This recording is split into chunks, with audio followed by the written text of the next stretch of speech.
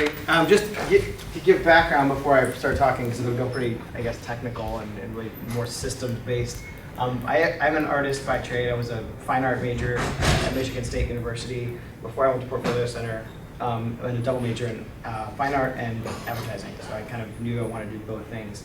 That's what brought me to Portfolio Center, was knowing that there was like a specific school that focused on that, and it really drew me to it. And kind of coming into that, it was like the hardest, craziest 2 years of my life, but it was so valuable to me. And part of that shaped me, and what I was able to do in my career comes from that. The people I met, the instructors I had, the classes I took, and how that rounded everything out. And my love for technology was like this perfect timing, because I was really dating myself, but I say I went to Portfolio Center in the late 1900s. It's my favorite joke. 1998 to 2000, you know? So anyway, you know, it's funny, you look at this headline, it's going to go a couple different ways, right? Like if you asked everyone in this room to explain what this means, like everyone would have their own interpretations. It's kind of like clickbait a little bit of the speaking circuit. So first of all, the content piece, I think really, I hear a lot when I talk to educators and people that have students. I talk to students, they're like, oh, I want to be an illustrator, I love illustration, but like I want to work for an advertising agency. And like it just happened just the other day, the portfolio reviews here 2 days ago, and people clearly had a passion for packaging and illustration. They're like, I want to work in an advertising agency. I'm like, why? And they would begin to tell me, you know, as far as options go, they just saw it and liked it.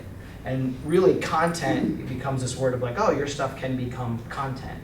And what that means is, yes, you'll fit into a larger picture, but you know, people to focus on that and you know, twist it in a way that actually makes more sense to them, instead of just like, yes, it will fit in somewhere someday, keep going on your path.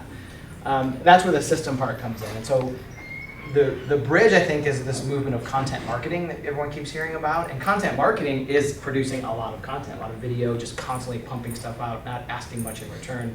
Maybe it's a brand, maybe it's an organization, whatever it is. But as you're pumping that content out, the key to the content part is the system. So you're not just doing it for creativity's sake. It has a business reason behind it most of the time. And that's, like I said, where the bridge comes in. So you're putting content out. If it's volumes of content, you should be capturing email addresses and retargeting those people and sending them more creatives, depending on their behavior, what they do with the first piece of creative. And so now you have all these algorithms that are a part of that content. But I think that's why I wanted to make sure to have this second part as like the main piece of the discussion, which is rethinking creative and content as a system, because it all fits into something. And it's kind of this micro macro. Like creativity is a system, right? You learn the craft of what the pencils can do and all the different types of pencils and the different types of lead, and you know, as an artist, a fine artist, you become better at that. That's a little system in itself, and that's kind of the small piece of it. But if you zoom way out, and what you end up with, it becomes much larger. And you know, people gave a little bit of my background.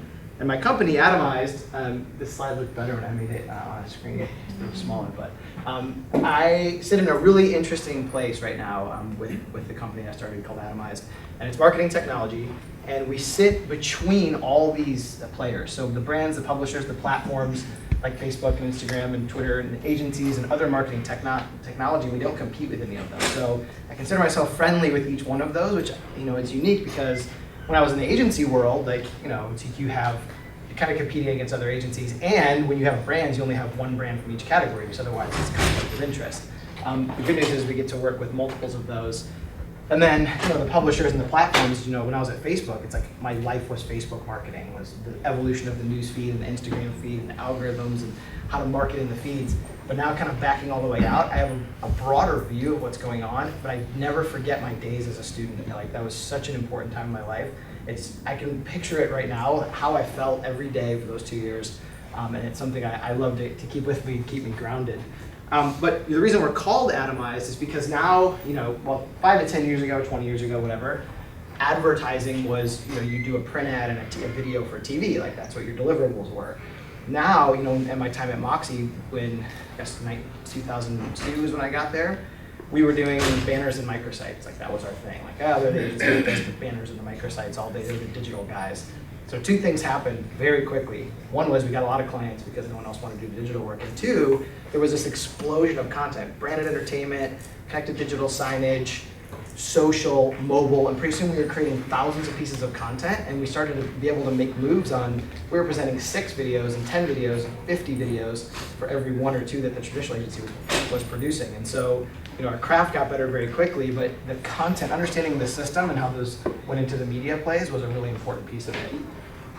One of my favorite quotes I've heard recently, it was actually on a documentary called Something Ventured. I highly recommend watching it if you haven't. It's on Netflix. But one of the co-founders of Cisco Systems, it was during, she had just started this really powerful company by herself. She ran it the way she needed to. She got things done. It became this behemoth. And then as the investments happened, the board took over and she ended up kind of getting ousted. So there was a little bit of angst behind this. But the first rule of any game is to know you're in one. And I thought that was really interesting. Applied to creativity, the first rule of any system is to know that you're in one. And so I think, kind of what Pippa was saying, like you're teaching this craft all day long. You teach people how to excel in their craft of writing or photography or illustration or art direction and concept, whatever it is. You have to be really careful to know that every little piece of every student of every work is actually going into something that looks more like this at the end of the day, right? So this is what we built our whole business on. I could talk about this slide for hours on end. I won't. I'll go pretty quick. But the point is, like, whoever says we need to do this thing, we need to launch this shoe or this sandwich or this movie, starts here. It's like 2 or 3 or 4 people that kind of get that rolling. But pretty soon, within a week, you've got multiple teams across countries and platforms and all these different things working together. And so again, building a business on that has been really fun for me because this is the pretty version of it. It actually looks something more like this, I think, on an ongoing basis, right? So you're trying to develop a content, you're like, what? Hold on, we're gonna develop for here, like, wait a second, they just changed their policies, wait, Facebook just added a new feature, like, okay, well, how do we put that in with the print ad? And so this is more complex than ever for 2 reasons. One, well, this was a real-time chart, it would just keep growing and expanding.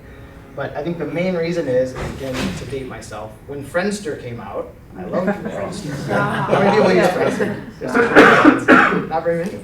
How many people use MySpace? Okay, because that crushed Friendster. And then, of course, Facebook is probably most of you. Raise your hands. Anyone that does raise their hands in these situations. So that used to happen all the time. Platforms would be born. People would flock to them. You'd learn how to do it. And right as the brand would try to excel at it, they would get crushed. But now, it's not happening that way, right? So new things are popping up every day. So people are like, oh, Twitter's dead, Twitter's dead. I'm like, Twitter has 310 million people that use it every month. Like, that's not dead. That's alive. That's very much alive. And so these new things that pop up, like, oh, where'd Snapchat come from? Well, it's got 160 million people a month that use it and growing very quickly. But the other ones aren't going away. Facebook's not dying. Instagram's not dying. These platforms keep populating. So as creative people, how do you fit your work into each one of those? I had a really good talk with one of the students at the portfolio reviews the other day, and he was just amazing illustrator. The graphic style was super stark. He's like, yeah, I don't really know how to expand my portfolio out. He had like a mural on a wall. He's like, this is like a take that most of his book was like murals. I'm like, well, what about other use cases? And I'm like, you use Snapchat? He's like, oh, I love Snapchat. I use Snapchat all the time. I'm like, why don't you make a Snapchat filter for like your area or like your neighborhood? He's like, oh, that's kind of cool. I'm like, it's just a website URL, it's right on their homepage, you can submit it and they might accept it, and all of a sudden you can take that illustration you did and make it a Snapchat thing. I'm like, I'm an official Snapchat filter guy now. So, and he's like, oh, that's really cool, and it would have made a great filter for any area of any city, and that's just a simple example of kind of having your eye on the system and what's taking off at any given time and how to execute on it.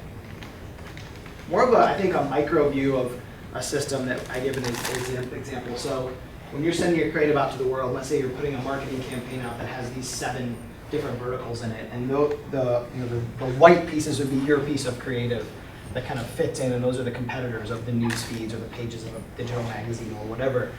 And so I make 2 points about this from a media standpoint, which isn't as relevant to this conversation, but you're not going to land all those. If you do 5 out of 7 of them, great job as a media company. But from a creative standpoint, creative people have to realize, of course, it's all going to fit together as a campaign. That's what an ad campaign is. The same message from the same company about the same thing. It's an ad campaign. But my biggest job at Facebook and Instagram was explaining the difference between this post and that post, because the 2 people that don't use those, they would look very similar in their hands, but that's not the case. And at first, it was the creative guy saying, hey, we should make different creative for Instagram or slightly tweak it. And then once the Instagram ads API started kind of kicking in and we got the data back, we would see like an 800% increase in engagement for just slightly tweaking the creative to make it work for Instagram. Of course, at that time, it was square video only, so just making it square would be a huge lift. And it was interesting. We had people like, I don't want to name any names of agencies, but they'd be delivering us videos with like a black bar on the top and bottom to run on Instagram. They're like, here's our spot. It's like, well, you should crop. They're like, well, we don't crop our ads. Like, this is the format we use. I'm like, yeah, but this is the format that millions and millions of people between the ages of 18 and 24 are going to see your ad. They're like, run it with the black bars. It's just, so the thought process there is like they put the creative ahead of the system when really it should be hand in hand. Of course the creative is very important, but how it fits in the system I think is the most important. And so, kind of wrapping it up, the best advice I can give is to focus on both of those at the same time, right? So the craft and the context. And it's a growing challenge because you're educating people on how to hone their abilities and their skills.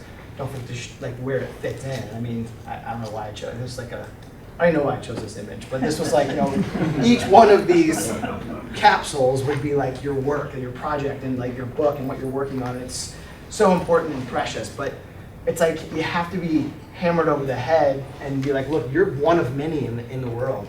Talking to these students the other day, I'm like, what are you doing? Your book's done, it looks great. How are you getting out to the world? I'm like, what do you mean? I'm doing like a portfolio review and stuff. I'm like, you should be reaching people on Twitter and LinkedIn every day. They're at the companies you want to go work for, art directors, writers, whatever it is you want to do, go hit those people up. You can see what they love, the sports teams they hate. You can, start dialogue. It's not like they're going to tell you to stop. I always tell our sales guy that the answer is yes until it's no, which is sort of like a sleazy sales thing to say, but it's true. It's like, there's so much out there now to be able to reach people very quickly, whereas 10 years ago it wasn't the case. There's sending your stuff out and hoping for a response, whereas now you can be more active. And I think that's really interesting. And so when you think about craft and context of what the actual, say, packaging looks like, the next example I'm going to show, and how it fits in with the world, this is one of the things I've seen lately. I don't know if you guys saw this in a couple of award shows. I think you won some awards. Amazing idea for packaging, and it's even more amazing when you see it in context in the supermarket. Like, that's so cool, right? Because it's both, to me, combining both of those together. And so I'll leave you with this slide as just a thought process of how you're educating people to think about their work in the wild and where they fit in as an individual. And maybe they only want to do that thing, and that's okay. Like, great, go for it. Be the best at that little circle that you could possibly be, but know that when a change comes through, where someone's asking you to alter your concept a little bit, it's because of this, not because they don't like the color you used or something. And so I think that's a big challenge, because creative people want to be pleasers. They want to please everyone around them, and when oftentimes the system is telling them to change and do something different, they think it's kind of a direct blow on their talent, when really it's not. And so kind of keeping that in always front and center in your conversations. So sorry, I talk really fast, but I don't know. It's quick. Any questions?